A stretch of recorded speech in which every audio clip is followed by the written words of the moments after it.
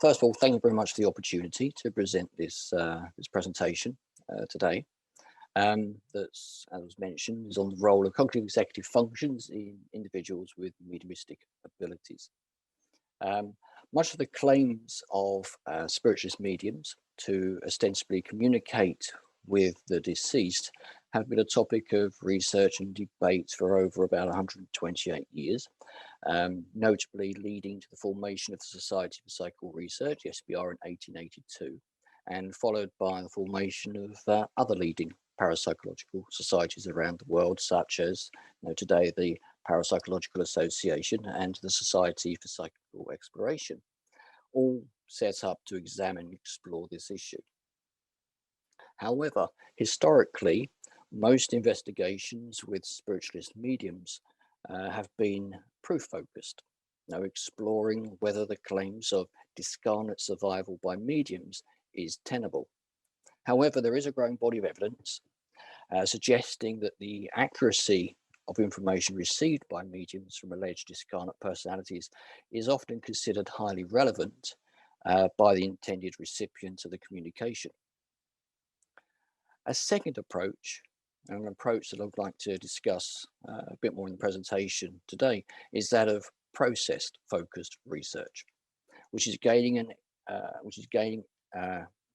more attention and involves the researcher shifting from the emphasis away from the direct evidential approach of can a discarnate information be obtained, to asking how is this information being obtained, and in my case, what cognitive processes are involved.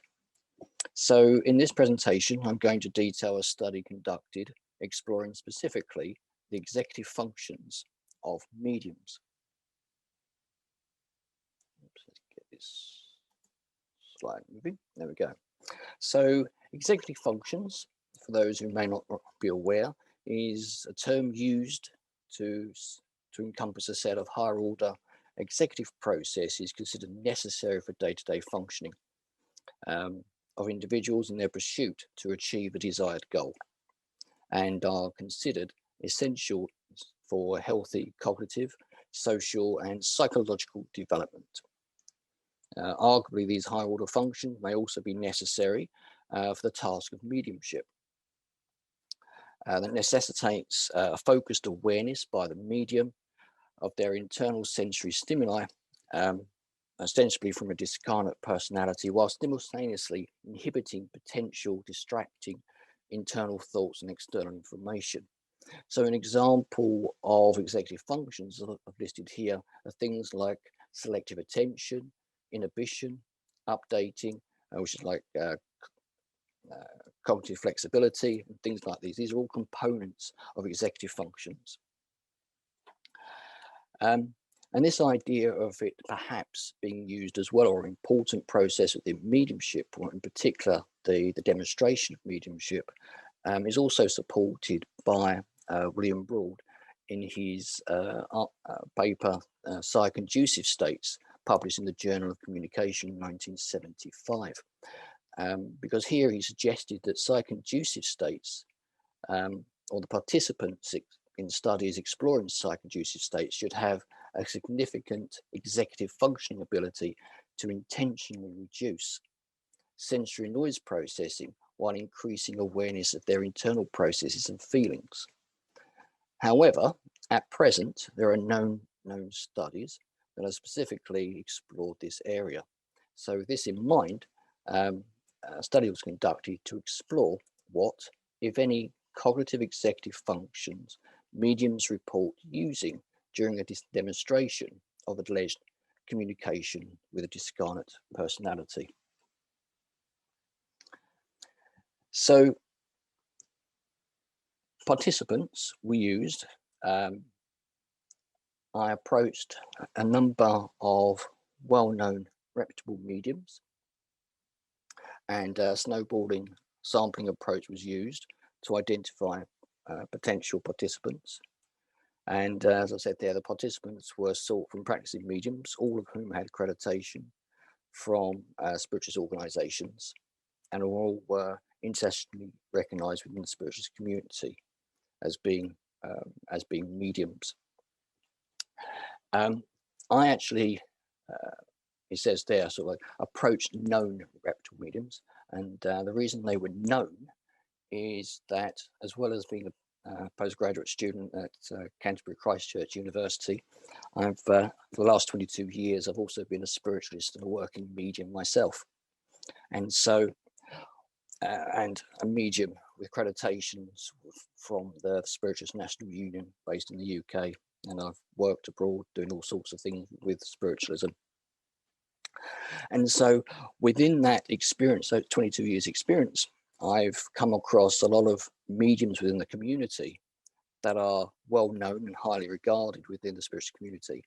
And many also run their centres of their own churches. So what I wanted to do was approach these mediums that I've known and mediums that I respected, I knew within the spiritual community were regarded as mediums of the highest caliber, so to speak, and approach these individuals. And I was quite fortunate that everyone I approached actually accepted. So as mentioned there, I approached, eventually it was 19 mediums. I know in the abstract it says 17, but we managed to get another 2 in at the last minute. There was 14 female, 5 male. The mean age of the mediums was at 58 years of age. I managed to approach 13 mediums from the UK, 3 mediums in the US, 2 mediums from Australia, and 1 from Germany. And they all had quite extensive experience as working medium, with the average around about 23.5 years. And as I said before, these all held accreditations with spiritualist organizations.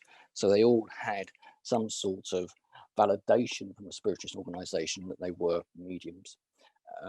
What I would say is that the reason I wanted to approach certain mediums rather than just going through any medium that's accredited is that within spiritual, within the community, even though mediums are accredited, as you appreciate, there is sort of variability within sort of standards or experience and so forth. So for this study, I wanted to make sure I approached those that had them, I felt had the most experience and were able to offer as much as possible to the study. So the study consisted of 3 phases. Firstly, the participants meeting the selection criteria were initially contacted through an email with a summary of explanation of the purpose of the study and asked if they were interested in finding out more. As I said before, I was quite fortunate that all the participants emailed, responded positively to the study, and therefore was sent another email directing them to an online Qualtrics survey, which gave full explanations of the study, what was expected by the participants, and gave the participant an opportunity to decline or to partake further in the study. The participants that consented to partake were then directed to the second part of the Qualtrics study that asked them to complete a series of demographic questions such as age, sex, also including the accreditations they held, as we was mentioning, and how long they've been practicing publicly as a medium. On completing that survey, the Qualtrics system notified myself that they completed that question, and I would then email them a second time to organise a face-to-face interview with them. And the interview, as I said, it was a semi-structured interview. But the interview was conducted online, and consent was sought from each participant to record the interview. The interview questions were pre-prepared, and the study adopted, as I said before, a semi-structured interview methodology, with the direction being very much led by the participant. And it was only when the participant had completed giving their response and had nothing further to add was the consideration given to bring the interview back to a particular question or to expand on something said earlier by the participant. Once all the questions had been covered, the participant was then thanked And for their time of cooperation, the interview recording was terminated. And so there's an example on the screen there of some of the questions that were asked. So, for example, looking at the possible executive function of inhibition to see whether inhibition is something that's used by mediums. A question, for example, was, when you're demonstrating, how easy it for you to stop your mind from wandering or becoming distracted from other thoughts? Updating, cognitive flexibility, so to speak. Spiritualists are taught that spirit use their own memories. Does your experience of mediumship agree with this? And if you're not aware of the idea of the spirit world or mediums using their own memories in the communication, I'll explain that a bit more later. And shifting, which is like multitasking. Responsible mediums have to ensure well-being of the recipient. When you're demonstrating or working on getting evidential information from spirit, how do you manage being aware of the recipient and the spirit world? So these are types of questions that were asked. All the 19 interviews were then transcribed and analysed. So the audio portion from each interview was uploaded to a web-based audio to text transcription service, and the resultant text file or audio file was checked against the text file and the errors corrected. Each of the interviews was then imported into an Evo to enable coding of the text, and using the Brown and Clark 2006 thematic analysis framework, the process went on to try and generate initial codes and themes and so forth.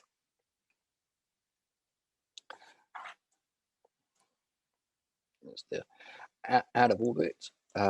So the study adopted initially a two-stage data analysis. Initially, as says there, I was using a reflective thematic analysis.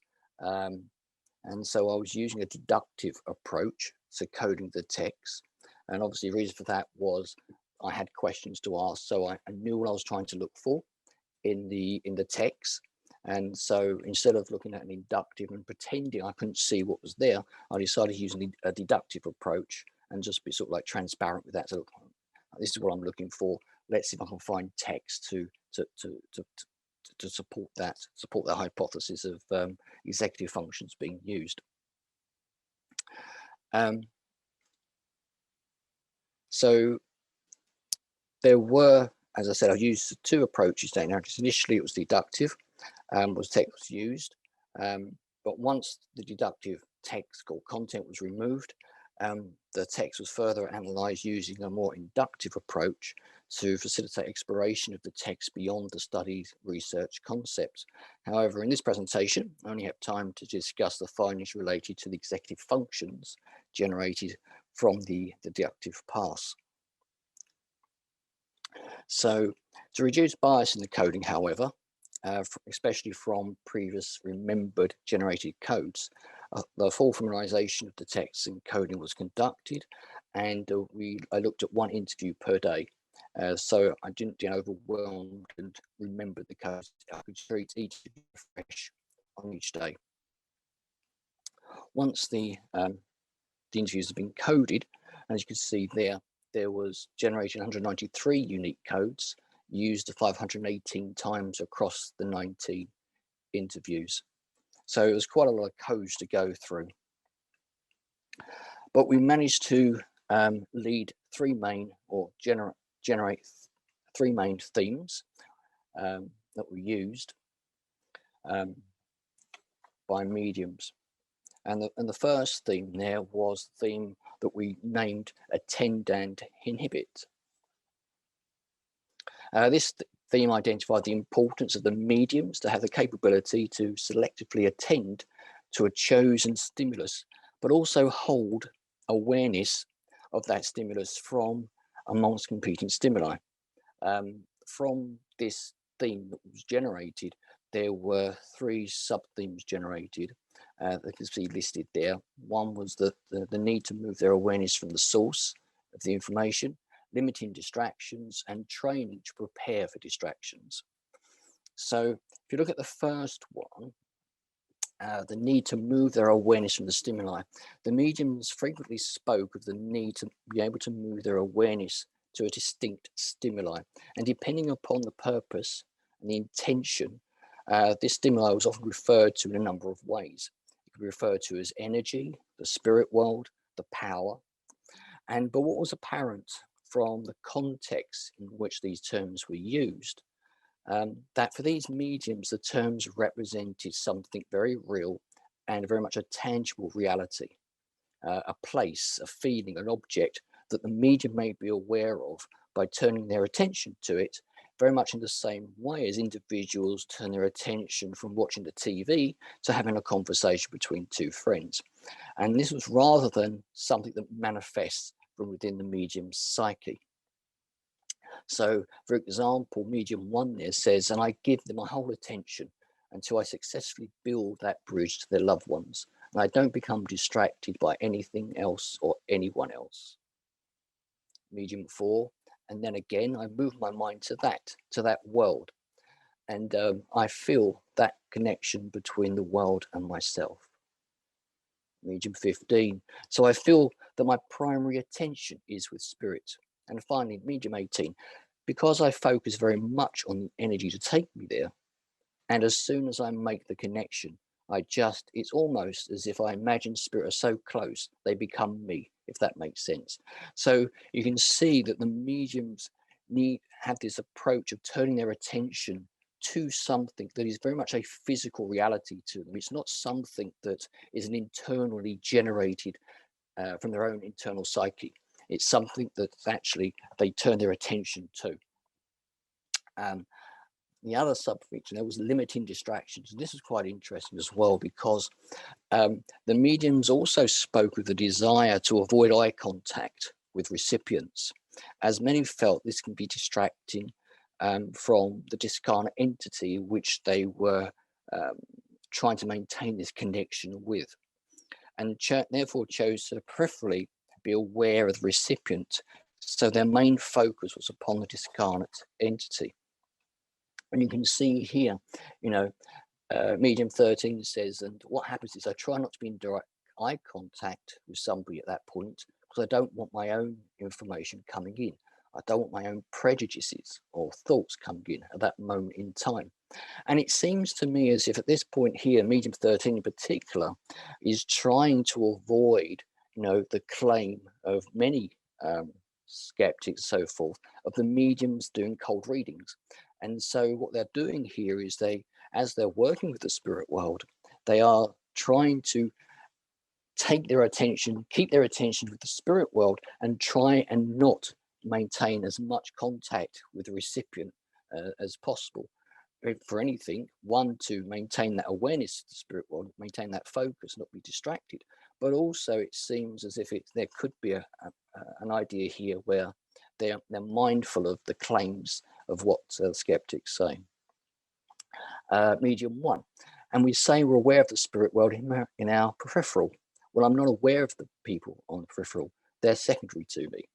And medium 17, I try not to look at people sometimes, because sometimes I just go above their head, because sometimes you get that pull.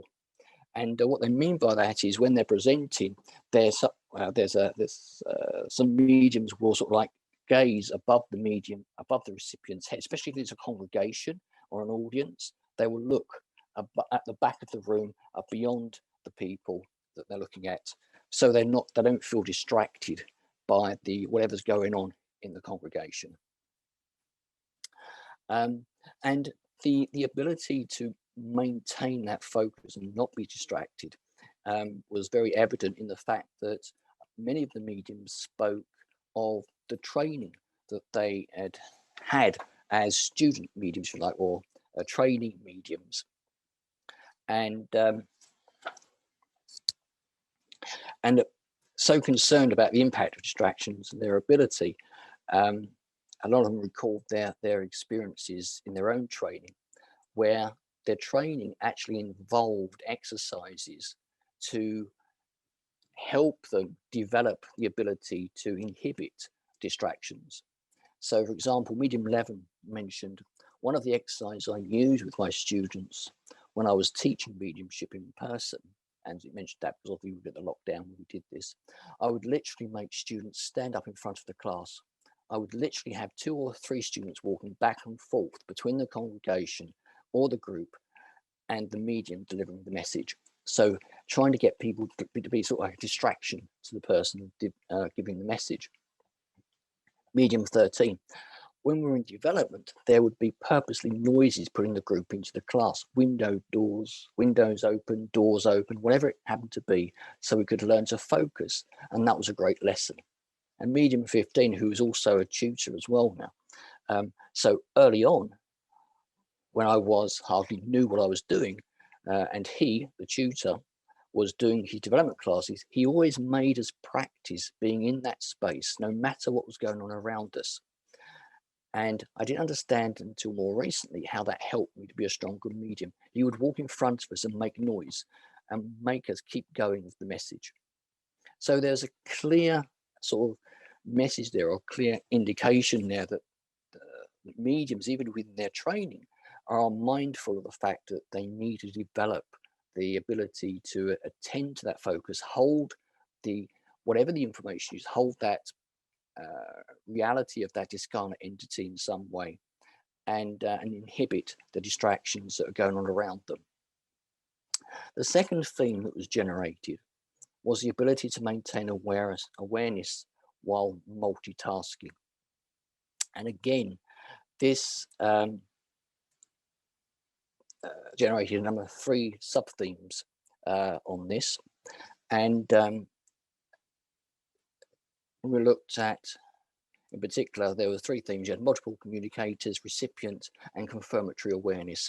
So the mediums in the first one, in multiple communicators, the mediums often recall situations where they're aware of one discarnate entity, and whilst giving the evidence to the recipient, they would be aware of a second discarnate entity in their awareness and deemed to be interrupting the communication. In these situations, the medium spoke of how they would often mentally communicate with a discarnate entity the same way as if they would do if interrupted in a conversation with friends, by acknowledging them and then asking them to wait their turn.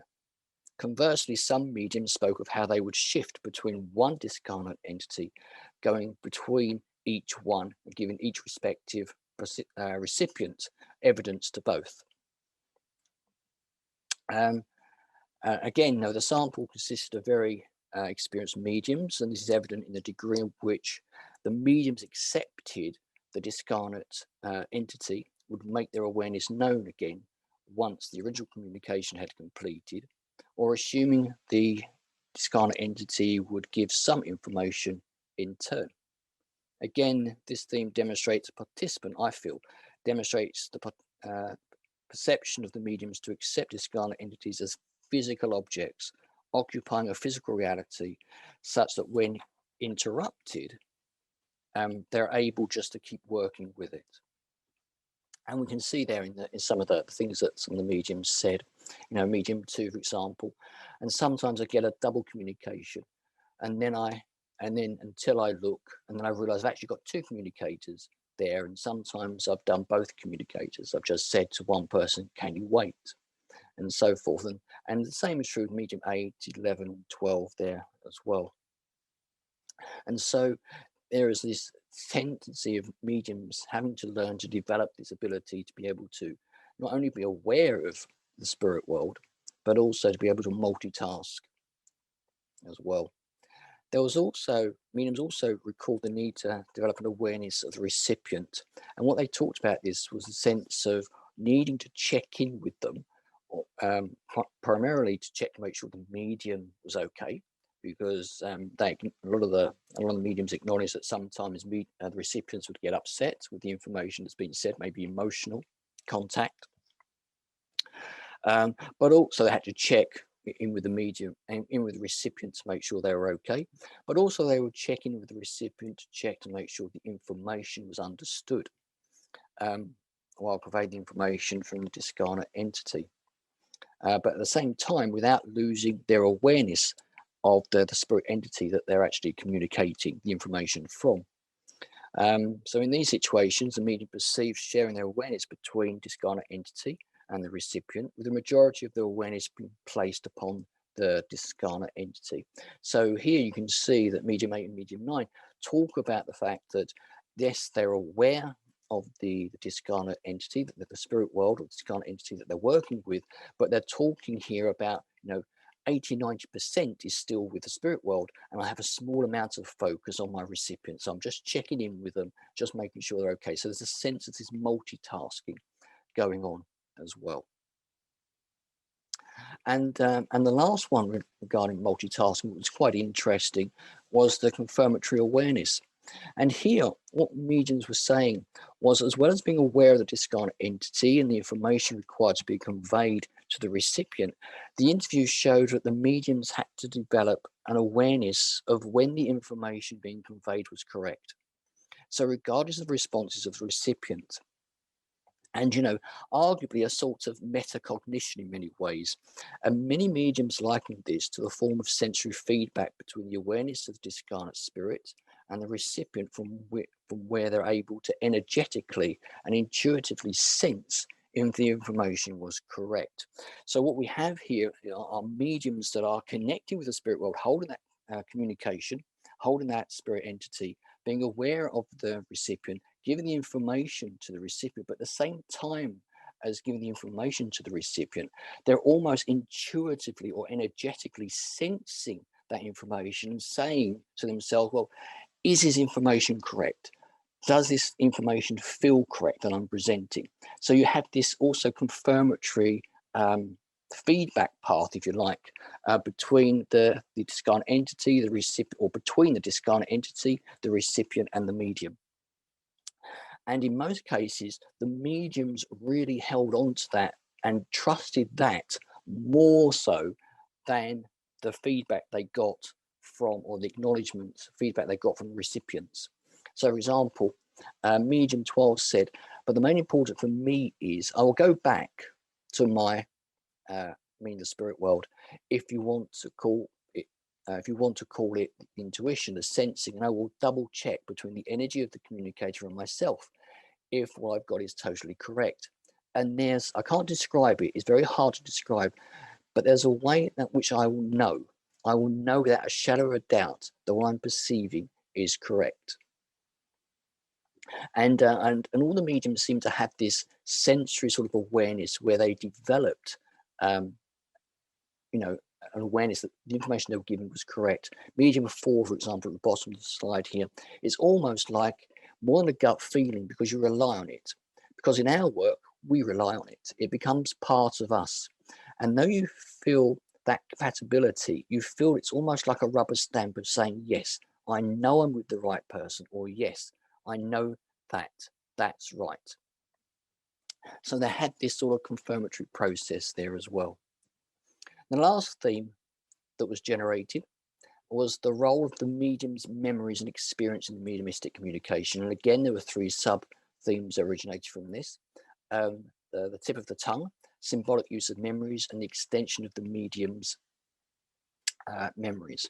So the tip of the tongue, a number of mediums reported noticing that during mediumship demonstration, they would often experience a lapse of memory akin to tip of the tongue. Now, tip of the tongue is that phenomenon where you know what you want to say, you know what something's called, you've just got that, but you just can't find the word, and hence know it, that the phrase is, it's on the tip of the tongue.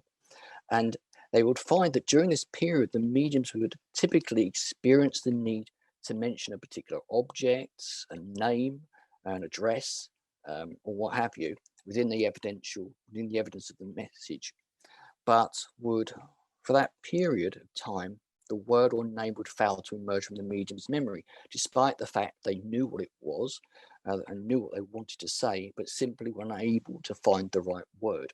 So, for example, medium 1 there is talking about a time when they were trying to give a message to a recipient that they know who they know the name of. And they're saying here, no, it's this thing that happens to me very, very often is, I know I need to speak to Chris. Chris is there in the audience and I know Chris's name, but can I remember it? And I'm looking at you, looking at the recipient, and I'm thinking, what do I do? And then people assume that I'm cheating or play acting because I know Chris, I can't get his name. He just won't come to me. But interestingly, there's some mediums who, even though they were aware that they often experience this phenomenon, the tip of the tongue phenomenon, when they were demonstrating, found strategies to overcome it. So, for example, medium 6 gave an example of where there was a time where he couldn't remember the name of a Ford Anglia. He could see the picture, he could see the image of the car, he knew what it was there, but he just couldn't say the word. And so in his, what he used there, he used a strategy where he would play with the congregation and get the congregation to sort of like come back with the name, to let them do the work, so to speak. You know, in this case, you know, it said, he would ask them, what was that Ford car that was used around in the 60s? I can't remember the name of it. And someone in the audience or congregation would say, oh, Ford Anglia. And said, yeah, that's it. And again, medium 8, you know, there's a lapse of memory in terms of I might be giving. You know the contact, you know someone who I contacted someone I know their name, but while I'm demonstrating, I cannot remember their name. So again, you know, time and time again, mediums are talking about this phenomenon of tip on the tongue, where they know what they want to say, but they just can't find the word for it. The other aspect was the symbolic use of memories. And here, all the mediums acknowledged that they had an awareness of their own memories and experiencing surfacing during the demonstration. The mediums would interpret this as an attempt by a discarnate entity to symbolically suggest a specific item of evidence that needed to be conveyed to the recipient. So, for example, if the medium was aware of a memory of their own father, for example, surfacing their awareness, the mediums took this to mean that the relationship existed between the discarnate entity and the recipient. So hence the discarnate entity was a father to the recipient. Likewise, memories of particular experiences belonging to the medium would also surface and serve as evidence conveying to the recipient. So again, you know, here mediums often talk about their own memories being used and being used in the information. I mean, medium 14, for example, talks about, I asked the question, did you agree with your own memories being used in the communication? Medium 14 said, yeah, I do agree with that. And I am in part way because I believe they use their own memory banks of some sort and our experiences. And medium 12, but definitely on occasions where I might be taken to a memory of a certain age, living in a certain place. And then when that happens, I know that it's the discarnate entities talking about experiences in that time of life. And so you can see that they're talking about here of the spirit world using the memories of the medium to convey the evidence that they wish the medium to share with the recipient. But interestingly, again, there are some mediums that, knowing this, would use strategies to try and get more specific information.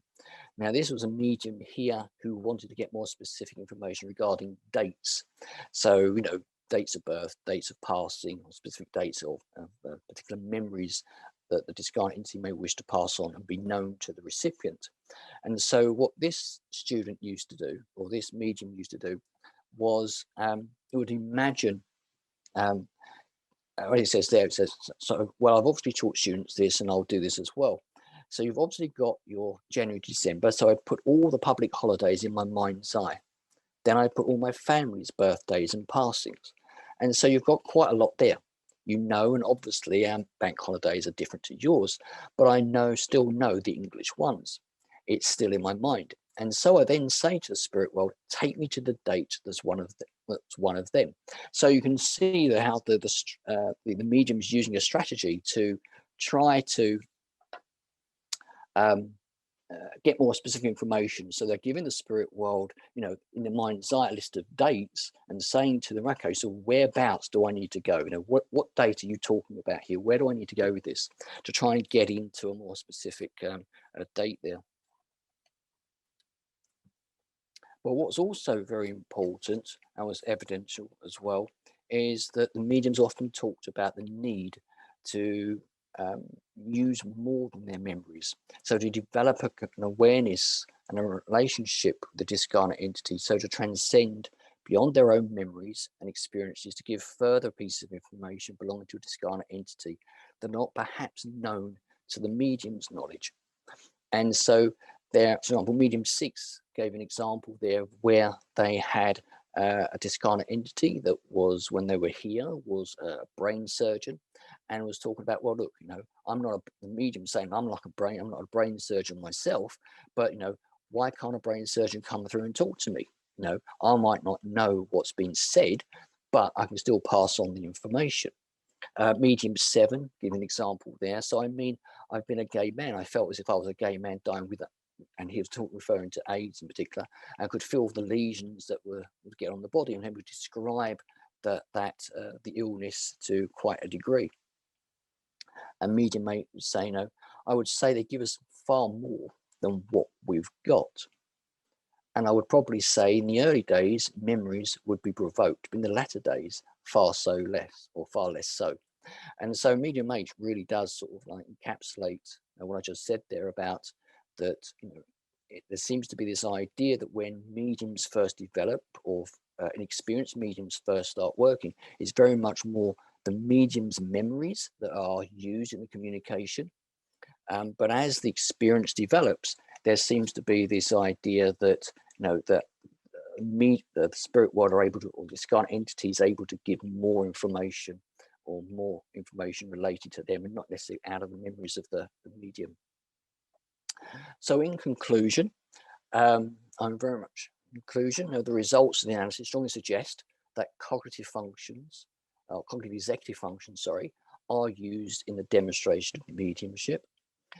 More specifically, the ability of the medium to successfully convey communication from an alleged discarnate entity depends in part on the medium's development of specific components of executive functions. So we mentioned before, you've got selective attention, inhibition, multitasking, and updating are components of executive function that seem to be used, that seem to be confirmed within the context and the transcription, the interviews that were taken.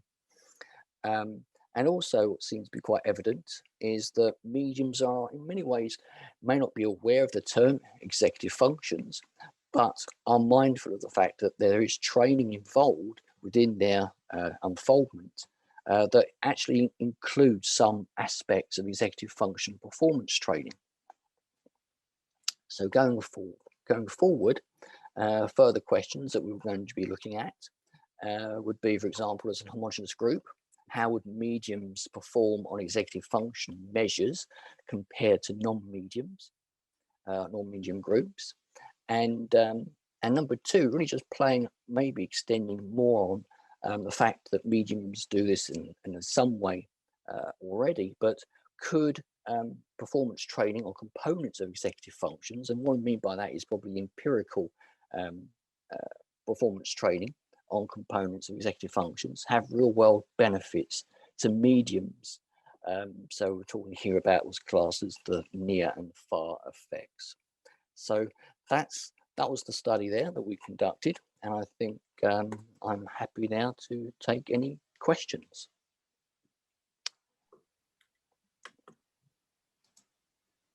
Right, thank you so much for such a fascinating talk, Chris. That was really very interesting to me personally. And there's a few questions that popped up in the chat. I'll go back through those and see what we have. So actually the first question was mine. I snuck one in there. Were the mediums, and you covered some of this, I think, were the mediums tested for their psiability in any way? Or do you plan to do that in the future? It'll be interesting to see if those with better executive functioning actually do better at psi tasks compared to those who don't. Yeah, no, there was no ideally, it would have been lovely to have time to do a complete selection process, very much that's been used in the Wimbridge Institute, for example. They do the selected stuff there. I mean, that's pretty much the gold standard, selecting mediums for experiments. What I did for this was basically use those that were respected within the spiritual community. So I didn't just go through the directory of accredited mediums, so to speak. I chose those mediums that I know within the spiritual community we regard as mediums, for a sense of word, good quality mediums. They're international mediums. Many of them, are well known. They run their own training schools in the country that they work in, their tutors and so forth. So they are highly regarded. But yes, absolutely, it would be nice to be able to do some empirical testing for some of these mediums and see how that performs. Yeah, certainly. Like it seems like they might be better at psi if they do have those functions, because your study is really indicating something quite intriguing, I think. Okay, let's jump down. ADHD people tend to have executive dysfunctions. Do you believe this to be an impediment regarding the execution of psi tasks? Now, it's interesting because at least one of the mediums admitted during the interview that they were diagnosed, they had been diagnosed with ADHD, and they said that the only time they got a bit of peace and quiet in terms of their thinking, their processes, was when they were connecting with the spirit world. So somehow the process of connecting with the spirit world, or connecting with the power, as they often referred to it as, provided them with a focus that they were able to control all the distracting thoughts that many people with ADHD would have. And they said many times they would say, well, as I said, there was a couple of occasions where these mediums would actually say they'd be diagnosed with ADHD, and the only time they would get a bit of peace and quiet was when they were working for spirit, or working mediumistically. That is fascinating. Very, very fascinating. Let's see, what else do we have here? We have one comment. I love the fact that you are documenting the conversation of the medium with the spirit world, so all can understand. And then the same person was asking about whether you plan to compare mediums with meditators. That's not in the plan at the moment. One of the questions that was asked in the executive, in the Qualtrics study, was to explore whether these mediums do a lot of meditation, because obviously meditation might have a role to play in their executive function ability, mindfulness practices and so forth. But that's not within the scope of the work that we're looking at the moment. But I've got a whole list of stuff to do after my PhD that I'm going to be doing, so I'll add that to the list. Definitely shows you're doing the right topic if you've got this whole plan of action. Oh, absolutely. Yes, really interesting. Lots of appreciation for the way you answered the question about ADHD. And Ramesses, who asked that question, said, I actually know another ADHD who expressed the same, Chris, that he could really focus without his medication in psi tasks particularly well. And he said, congratulations on your study. Thank you. But isn't that interesting? Now, I wonder, that could blow up into all sorts of things. Because one of the things I often talk about when it comes to mediumship, actually, I do a lot of work talking to spiritualists about this in particular. And I say to them, that spiritualism isn't just for spiritualists personally. I think there's a knowledge base, or there's an understanding there, and I think would be beneficial to a wider audience. So if you imagine now, if we could understand, well, how is it that people with ADHD are able to control their thoughts when normally it has to be done under medication? What could that do? How could that inform, clinical practice perhaps? But that's another list on the thing after I've done my PhD. Yeah, that's really good. Yeah, we did some work before on attention and psi, and it seemed like some people with normally leaky attention were better able to filter out the psi stimulus. Absolutely. So there's definitely something here, and it definitely applies outside of parapsychology, which is fantastic. Question about the medium John Edward. John Edward stated that he could feel the discarnate going through his own memories like a card file to cue him to communication and symbols that would be identified by the sitter, e.g. rose thorns for a troubled relationship. And your study seems to confirm that. Yeah, that it's a well-known concept within the unfoldment, within the conspiracist community, that because what the tutors will say to students is that, especially when students are first developing their unfoldment, they doubt a lot of what they get. in terms of spirit, because they think it's their own imagination, it's their own memories and so forth.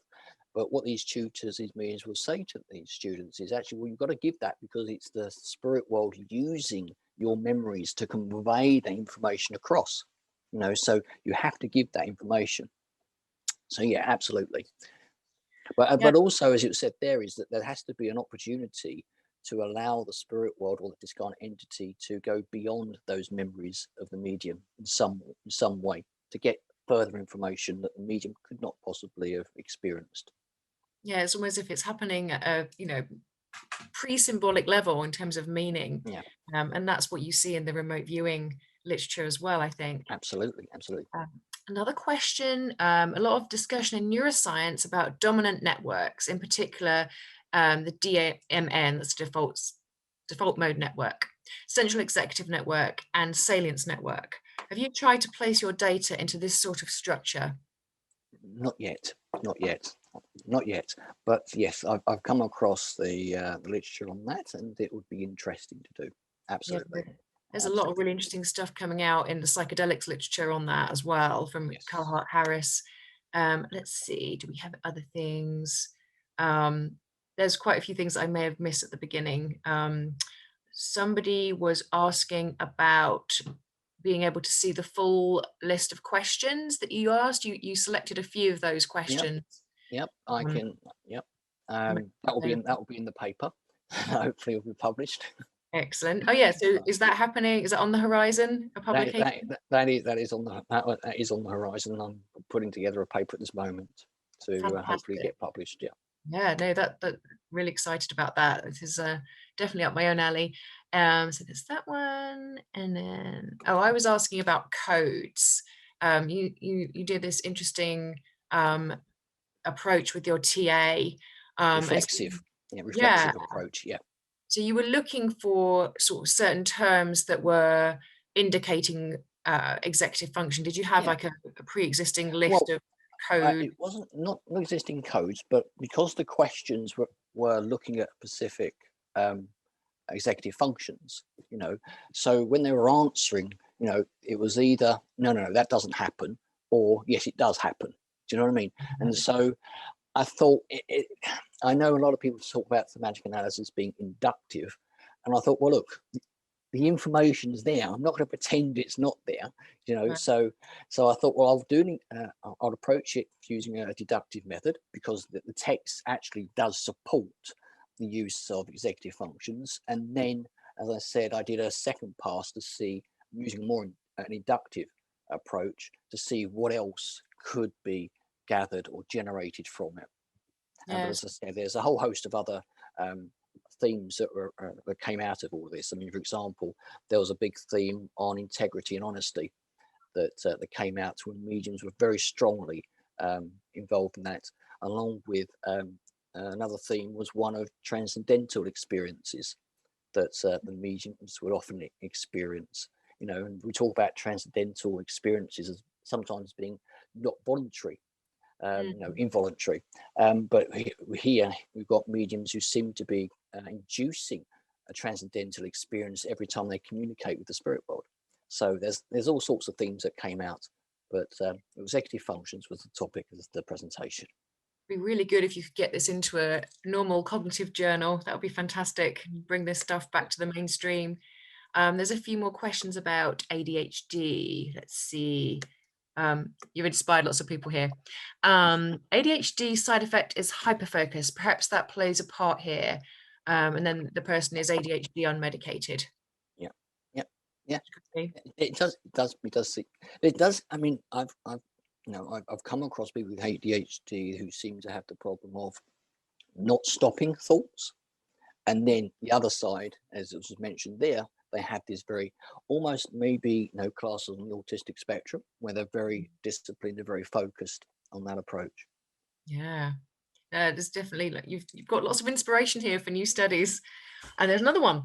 ADHD is only partially about an attention deficit. Many ADHD people have spells of hyperfocus, but it's difficult to cause it to happen.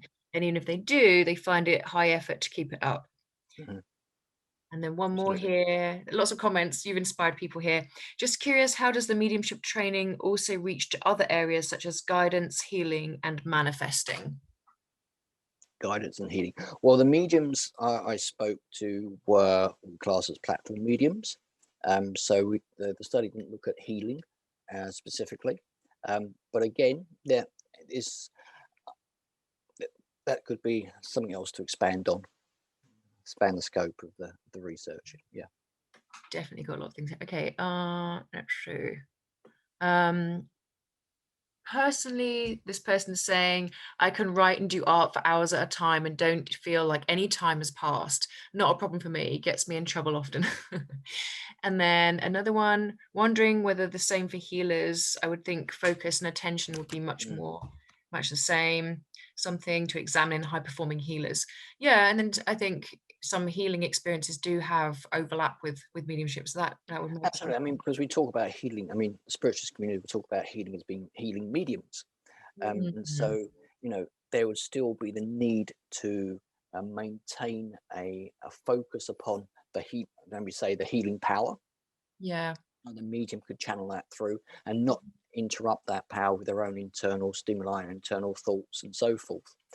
The other thing about healing is that under UK code of conduct, the healing medium isn't permitted to give any messages, any communication while they're healing, and so that may be something that the healing medium would have to learn to distract from or keep away from.